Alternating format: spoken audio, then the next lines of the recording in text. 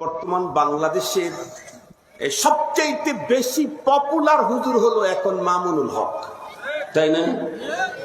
আমি কয়েকদিন আগে একজন জিজ্ঞাসা করছে, আমি বলছি শোনেন, দলীয় দিক থেকে বড় বড় দল কয়েকটা আছে, কিন্তু ব্যক্তির দিক থেকে মামুনুল হকের চাইতে বড় আর জনপ্রিয় নেতা ব্যক্তি এখন বাংলাদেশে আর নাই।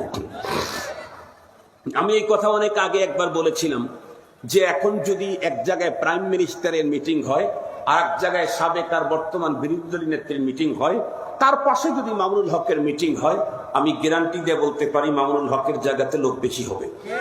এই কথাটা বলার কারণে এটা আমার অপরাধ ছিল, এই জন্য আমাদের বন্ধুরা তাদের একেবারে হেড কোয়ার্টারে আমাকে নিয়ে গেছে, যাইতে আমাকে বাধ্য করছে। আমি সেখানে গেছি, আমাকে 1 ঘন্টা পর্যন্ত তারা কোশ্চেন করেছে, ইন্টারভিউ নিয়েছে। আপনি এটা বলেছেন, ওইটা বলেছেন, সেটা বলেছেন। এখন আরো বলি, বাংলাদেশের এমন কোন নেতা নাই যে শুধু তার ব্যক্তি পরিচয়ে মামুনুল হকের সামনে দাঁড়াতে পারবে।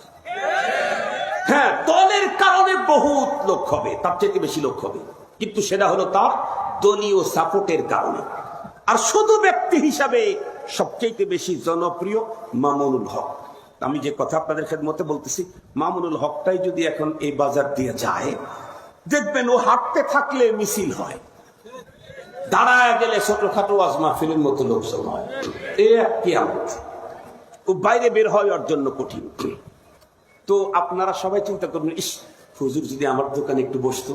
অথবা এটাও বাদ দিলাম, যে যেই পীরের মুরিদ, তার কাছে তো ওই পীরের চেয়ে বড় হুজুর আর নাই।